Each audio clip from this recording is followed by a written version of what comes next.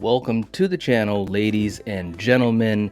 Today, we are going for round 2 of The Sins of Halloween 2 from 1981, starring the iconic, legendary Jamie Lee Curtis, and of course, the greatest hype man in horror, Donald Pleasance himself, as Dr. Samuel Loomis.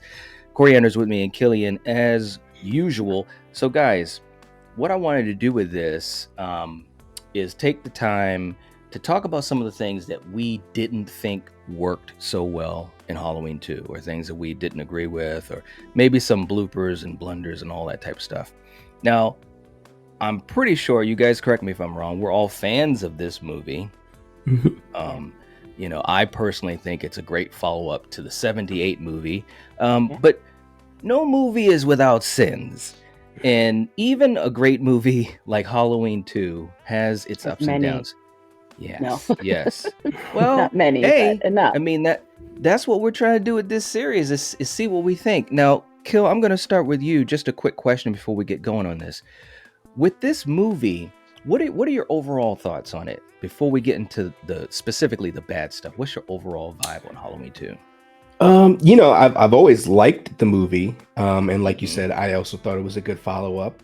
One thing that I always love about the Halloween movies, especially the ones that Jamie Lee is in, I want to see Jamie Lee, a lot of Jamie Lee, and that for me is one thing that could be a sin. I don't know, but yeah, I've always loved this movie. Yeah. Maybe it could be. Who knows? All right.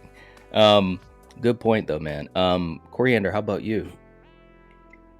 I have always, enjoyed this movie.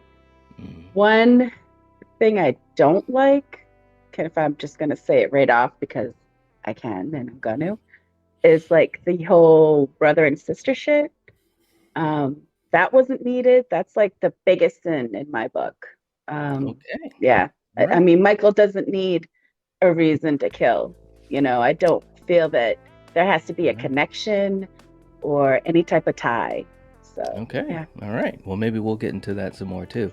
All right. Well, listen, guys, I have kind of compiled some issues that came to me, and I know that we've talked about the three of us, but also what some fans have on their crap list.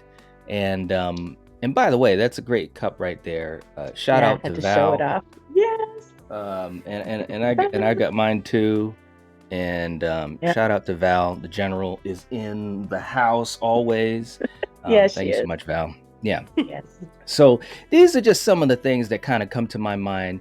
And I'll start with you, Kill. And of course, Coriander, if you want to jump in after Kill, that's perfectly fine. But the first thing I want to bring up is Carpenter didn't want to even do this movie. The master himself. He did not want to do this movie. He actually did it because he was in a contract and so forth. And we've heard about how he kind of made himself do this movie and so forth, and maybe even a 6-pack of beer helped him. Kill, what do you think of that? Well, it's funny. The original is such a masterpiece that any creative person or creator might feel, I don't know if I can catch lightning in a bottle again. Or they could think, well, look, we knocked it out the park the first time. To do anything else would be, below that. And as much as we all love this movie, we love that original more, Right. And when it comes to great creators like, John Carpenter, is it money, or is it truly that you want me to critique this world more and add more to it? And unfortunately, especially when it comes to horror movies, a lot of times it's money, because we all know those years of starving for a good horror movie, we're eating good nowadays, but man, it was some lean years of wanting something, So yeah, absolutely. Coriander, any thoughts for you on that? I mean, I think it's interesting how you sign a contract, you read it, you know you're gonna have to make a second one. So I mean, instead of crying about it, I don't mean to be, sound silly about it. She's like, just make the movie, John. Exactly. It's not going to be, as good as the first. But I mean, what movie really, there's a few that, sequels that are like, okay, that's better than the first. But I mean, I think his thinking too was like, shit, am I going to be able to make something better? Is it going to be worse? Are people going to hate it?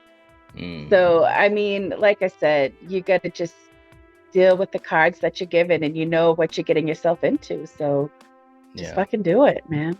Yeah, good point. Good point. I think, and to kind of add to that, that's actually a really good point, because I think, at that point, Halloween was, his big success. Before that, he was really just trying to find his way, as getting his name out there as a director.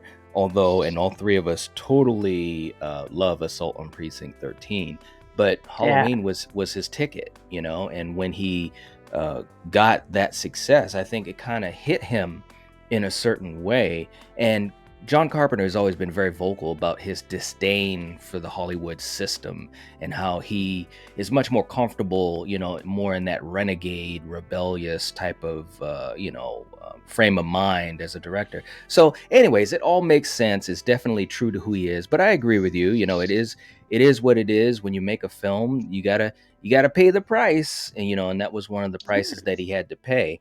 So anyways, good point. Okay, so let's go to our second sin on the list. And Coriander, I'm going to throw this one to you. To me, this was something that I even noticed as a little kid. And Kill, we used to watch these movies, at night on the TV, whatever channel that was. It was basically what Fox is now, I guess. And it just came on. And of course, in the beginning, they show you scenes from the first movie. And I knew the first movie, fairly well, even as a little kid. But this is what I want to talk about, Coriander. I shot him 7 times. So, so most notably, when they show the scene with Loomis shooting Michael at the end of Halloween 78, the recap Halloween 2 is 7 shots. Yeah, which we all know is a blooper. It's a famous one at that, but it's a sin, man. What did you think of that, Coriander? When I first, I mean, you guys really, when you watch a movie, you're sitting there and you're like taking everything in. I've never really noticed there was 7 shots until shit, I don't even know when. So, I mean, for you critical people, good for you to catch it, because fuck, I missed it. But it was, an interesting blooper. So It's never bothered me, because like I said, I'm just watching the movie and not, have a magnifying glass and being like, oh my God, this and this. So are you making fun of us? No, I'm just playing with you. I'm just playing with you.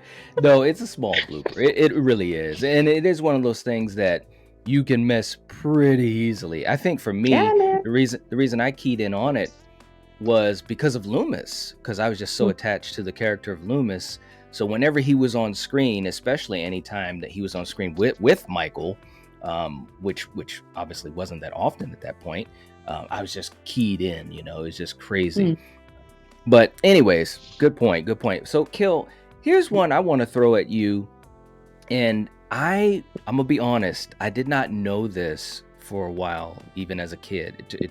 I can't remember when I found out or when it kind of clicked together for me.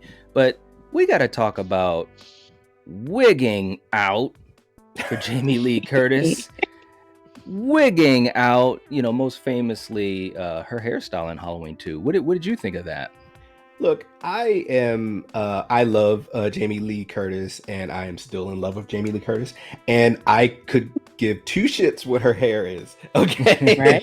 I mean, and look, for people that realize that, sort of like what Coriander just said, I would watch this movie just to enjoy the movie. And honestly, I didn't realize it until very recently as well. So for me, it's not a deal breaker. It happens a lot with, a lot of actresses and so forth, or actors who they have to digitally take out mustaches, and then that looks weird. Right. Yes, absolutely, no doubt. That because it's Jamie Lee, and I love you, Jamie Lee. Right. All right, good point. Yeah, I mean, because she started to wear her hair a lot shorter at that time, and And to she keep rocks the short haircut. I'm sorry, but she does. yeah, she does, and to kind of keep to keep the continuity, they were like, hey, we got to put this wig on you, man. That's just how it has to be. So anyways, all right. So Coriander, let's go to the next one, which was mentioned a little bit, but I want to talk a little bit more about it as far as how it pertains to the story, and maybe what it might have been different if they had gone the opposite way. But of course, what we're going to be talking about is not much Laurie. And what did you think about Halloween 2 with the idea that Jamie Lee Curtis as Laurie Strode was bedridden for so much of the movie? I mean, she kind of was. But if you think about it, she eventually roams the hospital. She goes out in the parking lot. So I don't really think she's in the bed most of it. Well, yeah, that's true. Or I should say not as integral in the movie as she was in Halloween 78. This chick just went through some trauma. She got hurt. She's in the hospital. What do you expect her to be? Fucking Rambo and taking everyone out and chopping off his head and sticking it on a stake. No, I don't know. I'm just saying that, it was believable. You don't want something to, I don't know. I that didn't bother me, that, her role wasn't as significant, or she didn't talk as much, or whatever. Yeah. That didn't bother me. Absolutely. Okay. How about you, Kill? What did you think about that as far as how the story went, and do you think it would have been better if she was in the movie more? If they found a way to put her in the movie more? It bothered me. Okay. Because like I said, more Jamie, the better. And there are so many parallels between this movie and then Halloween Kills. Another hospital, not a lot of Jamie, but at least with Halloween Kills, you have so many other integral characters that you're following that have been added to the story proper.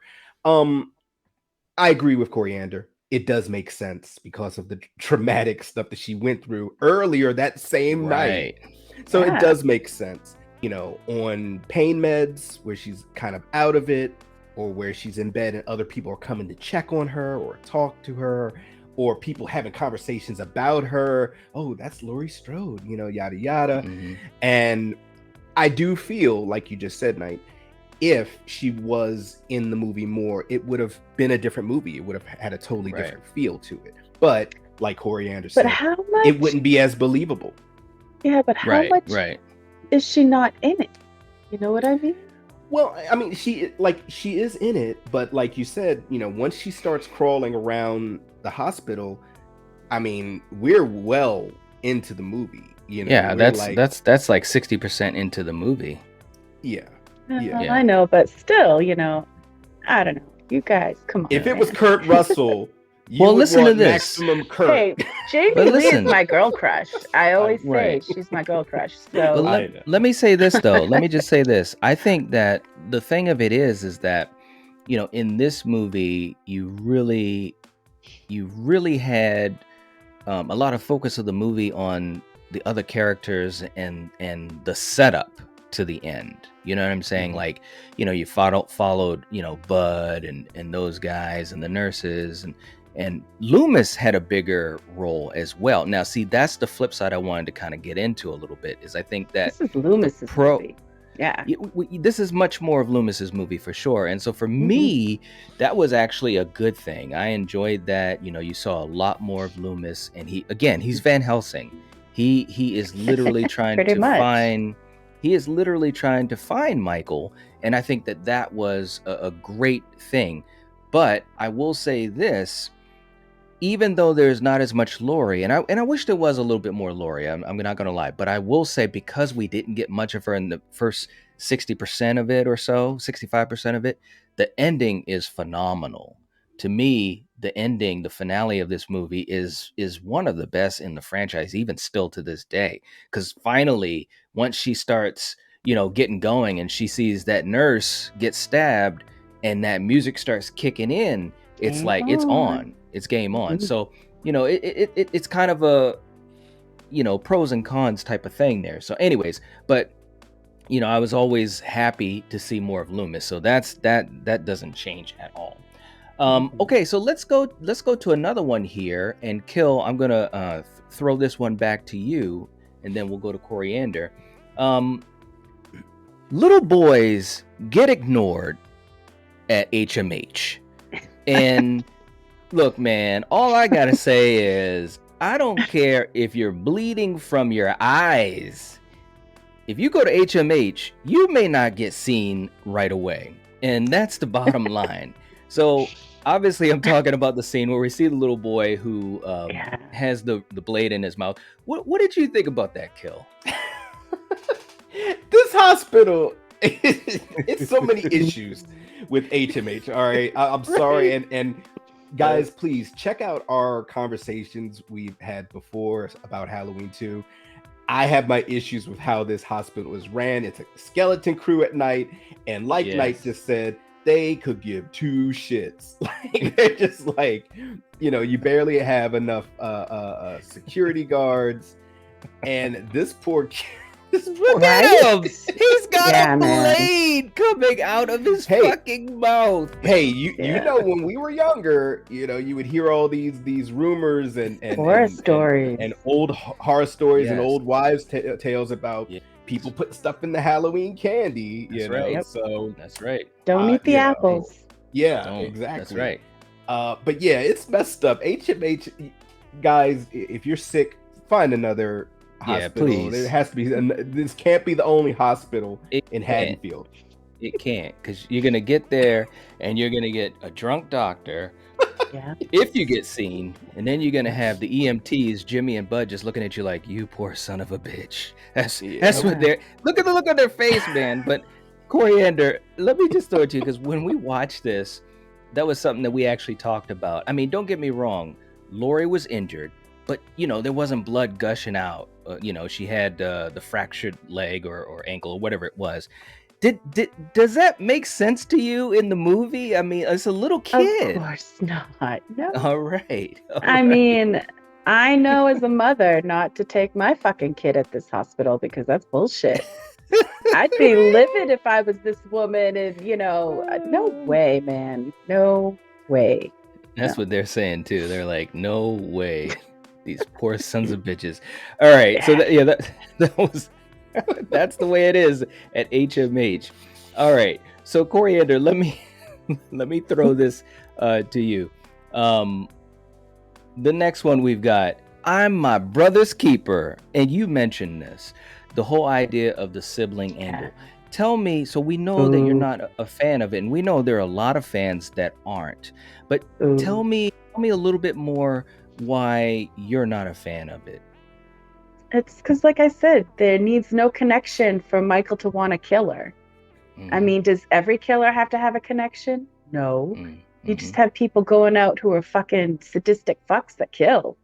So yeah, I didn't think that was necessary, and it kind of messed up like the whole franchise, if you ask me, because it took it to places it should have never have gone. So yeah, man, that's all I gotta say. All right. Kill, did you have anything you wanted to add to the whole sibling angle? Because I know I do. Yeah, just like Coriander said, it was pointless, and this is the reason why we eventually get Busta Rhymes. I blame this one decision. Fucking led to Busta Rhymes. Oh my God. Like 20 years later. This is the direct line. Yes.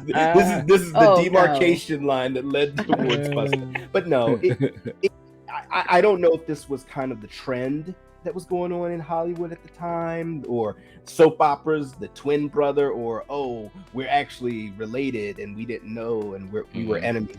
But it was pointless. You didn't need it because sometimes evil is just evil, crazy is just crazy. And this just felt like it was just tagged on just for whatever reason. Well, my big thing on it, and I'm going to be honest, okay, because there is no lying here. It never really bothered me in the sense of enjoying this movie or 4 or 5 or even to a degree 6. And of course I enjoyed 7. But I agree with you guys. This literally pointed them into a box, into a corner, I should say, where they couldn't get away from some type of family tie. And I think that's the disadvantage. That's the con. Fucking raping his sister or whatever it was, and niece or whatever the fuck it was. I don't know. I can't remember because it's such bullshit, right? Well, it's yeah. Like, come on, but man. I mean, here's the other part of it too. The reasoning for it, and there's been a lot said for it. So just to throw this out there, the reasoning for it is they wanted Jamie Lee Curtis back. So the question is, how are they going to make these two come back together? Now, of course, the way that I think they could have done it is just say he wanted that, though, didn't we? Well, with these new Halloween movies, just saying. Well, all right. Well, hold on, man, because we're going in a lot of directions. In the new Halloween movie, they're brought together by Sartain, and because of Laurie's obsession with Michael.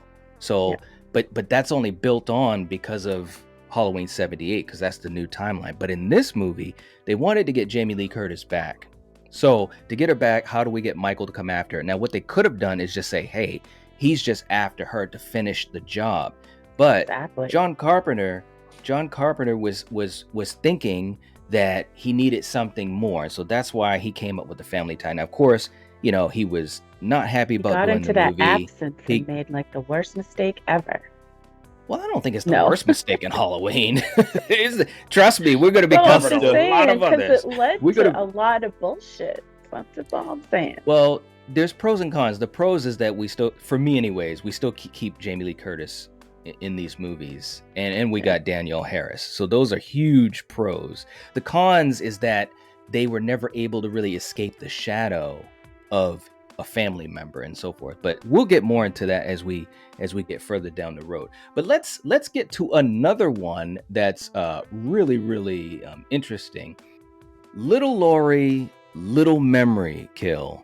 Now, they show a scene in Halloween 2 where when she's talking to Jimmy in the hospital room, he's like, yeah, Michael Myers is the one that tried to get you. And she said, Michael Myers, the little boy that killed his sister and so forth.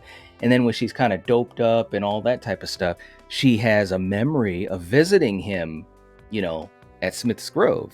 Now, the way they looked like they were about at least, I don't know, 9-10 years old, at least.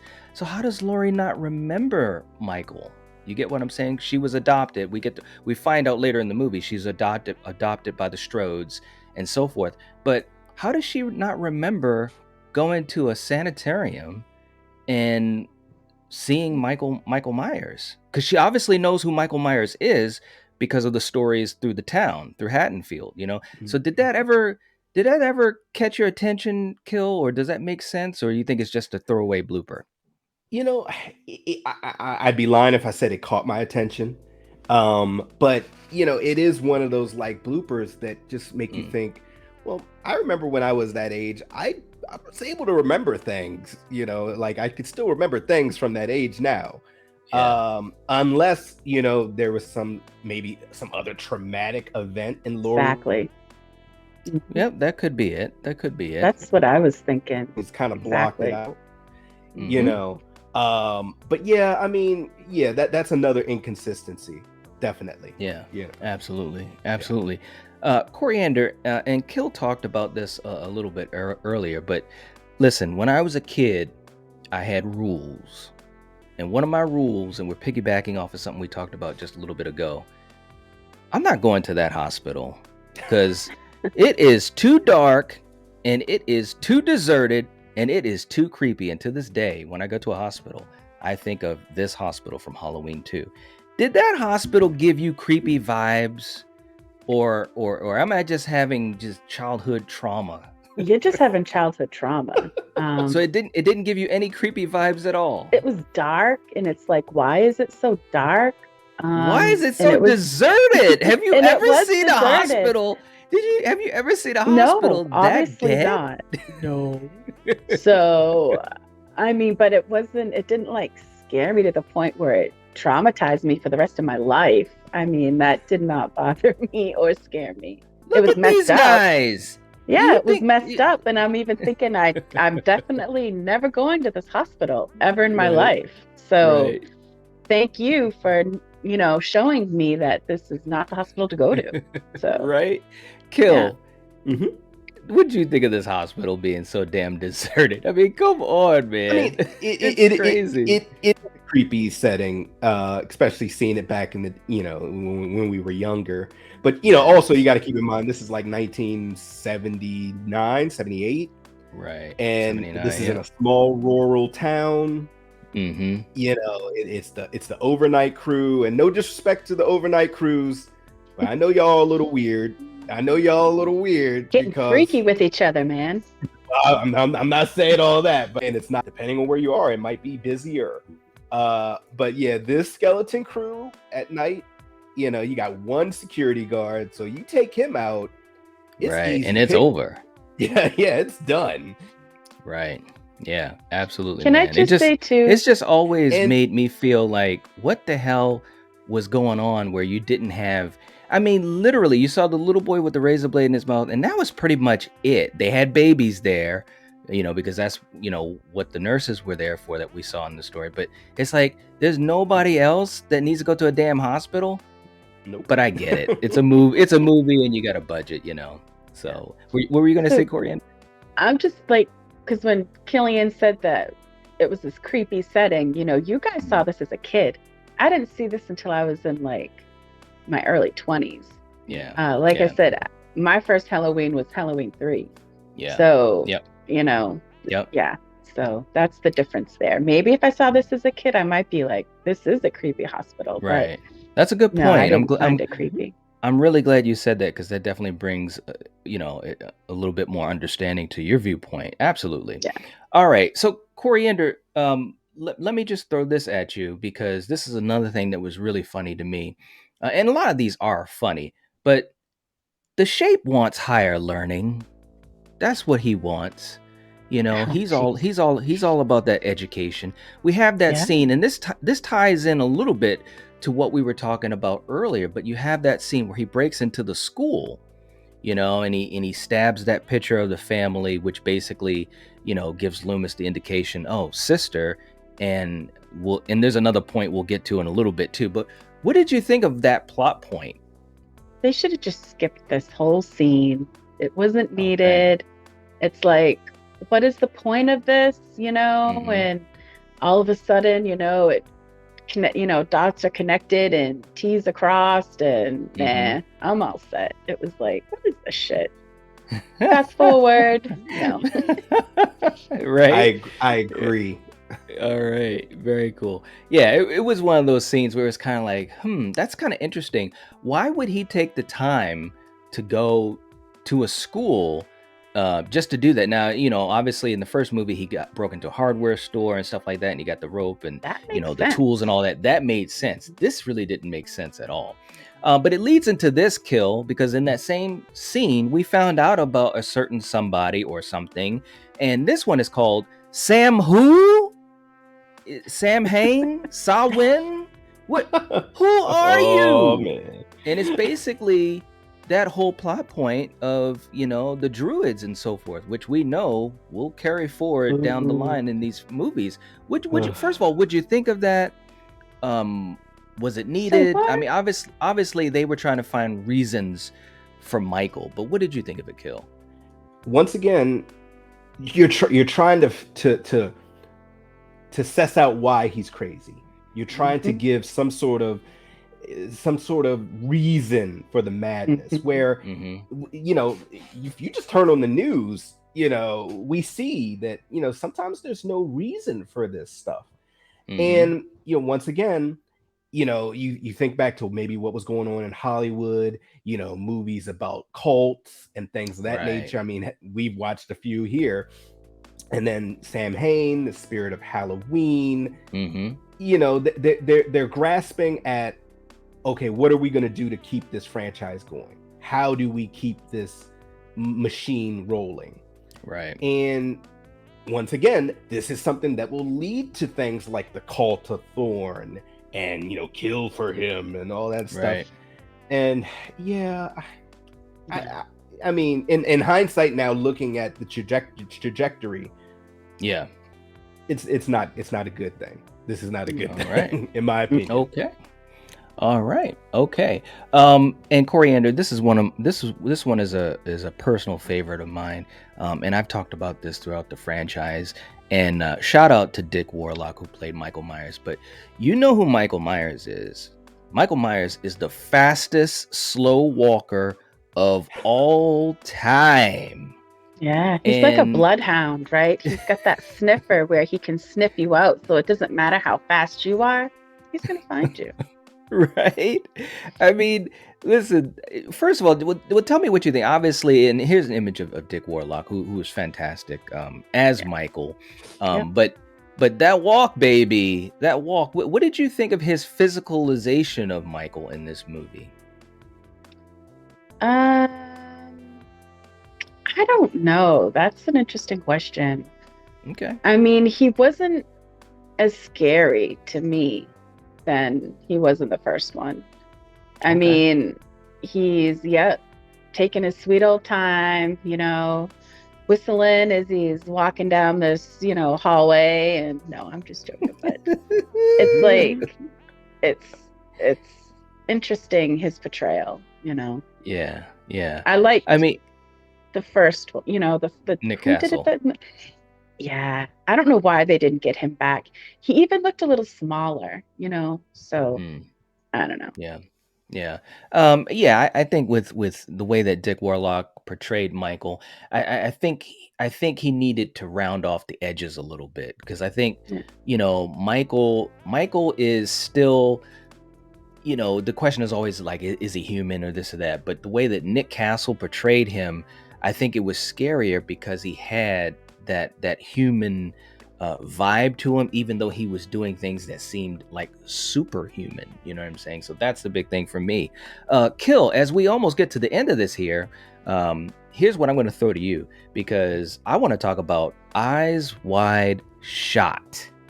And of course, I'm talking about in the finale, when the unthinkable happens. As a kid, when I saw this and I saw Laurie quick draw McGraw on Michael with the gun, I thought to myself, it's over. She shot him in both eyes. But we know that what happened after that. What did you think of that?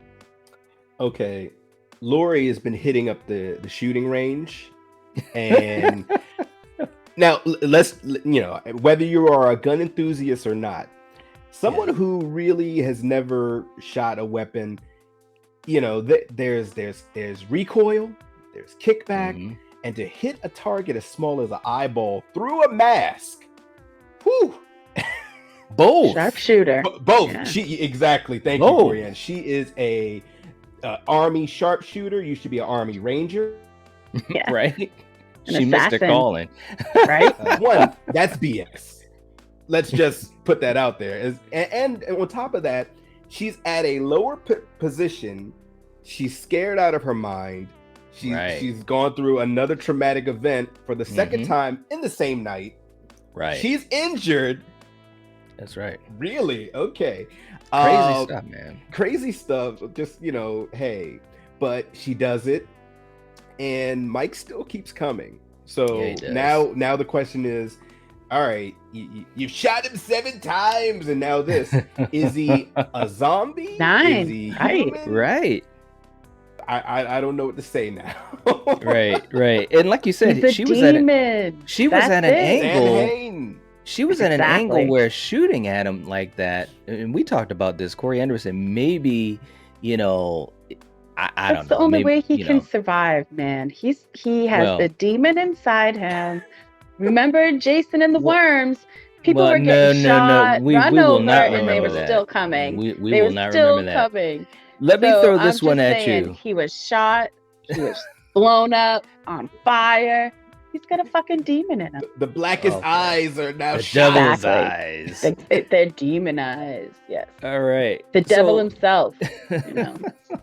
All right. So Coriander, this is our last one I want to throw to you, and this is one that a lot of people don't talk about. As a matter of fact, I don't know if I've ever heard anyone talk about it. I'm not saying that no one ever has, but you know, I've talked to a lot of Halloween fans, and I've watched these movies for a long time. I've talked about it with a lot of friends. I've talked about it with my brother so many times. But in Halloween 2, the late great Donald Pleasance playing Sam Loomis, he did something, and this is what he did. Loomis killed some babies at the end of the movie when he blows up the hospital. It is time, Michael.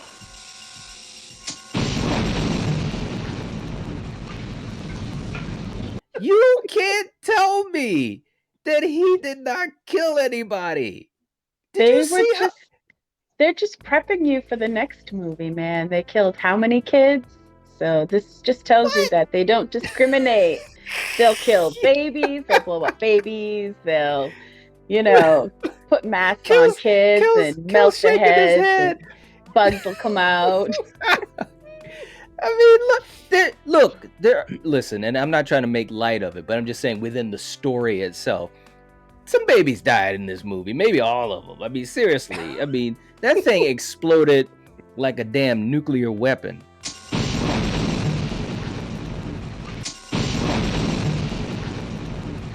So anyways, crazy stuff. Hey, but Loomis survived. Right? Somehow. Right. Loomis was at ground zero of that explosion. So in my mind, the babies... He was in the cabinet. He hid in the cabinet like Michael did in part 1.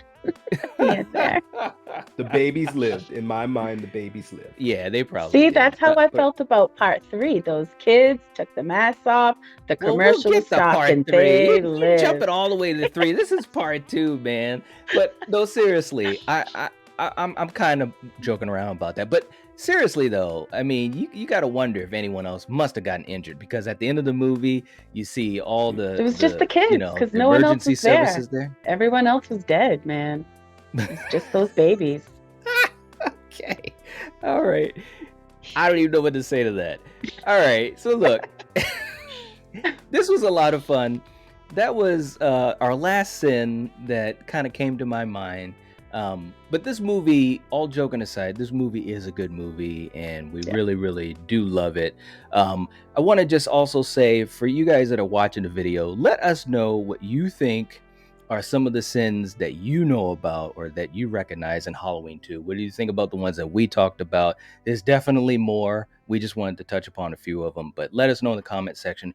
Please give the video a like. That would help support the channel, and we'd really appreciate it. And I also want to make sure that we give a thank you to our channel members and also our patrons that are supporting us on Patreon. So thank you guys so much.